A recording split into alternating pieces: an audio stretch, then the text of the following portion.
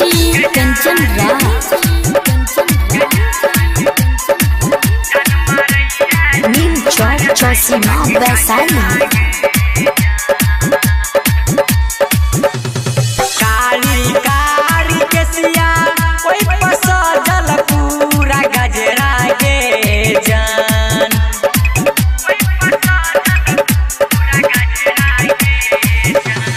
कारी कारी केसिया कोई सजल पूरा गजरा के जान।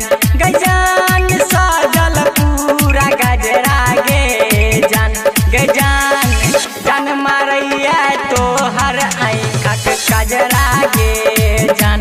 गजान जान मारैया तो हर आँखक कजरा गे जान। कारी कारी केसिया कोई सजल पूरा गजरा गे जान। गजान सजल पूरा गजरा गे जान। गजान जान मारैया तो हर आँखक कजरा गे जान। गजान जान मारैया तो हर आँखक कजरा गे जान। अखन अहाँ सब सुन रहल छी मलंगिया रिकॉर्डिंग स्टूडियो के शानदार प्रस्तुति डीजे कंचन राज नीम चौक चौसीमा वैशाली। बारा नीम लागे जे तू करै छही नखरा गे जान।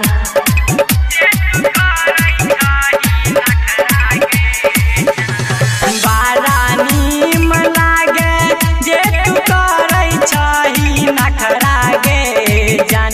गजान करै छही नखरा गे जान। गजान जान मारैया तो हर आँखक कजरा गे जान।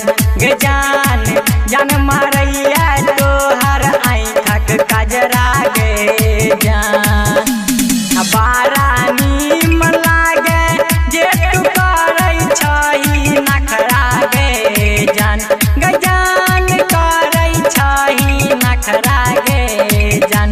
गजान जान मारैया तो हर आँखक कजरा गे जान। गजान जान मारैया तो हर आँखक कजरा गे जान।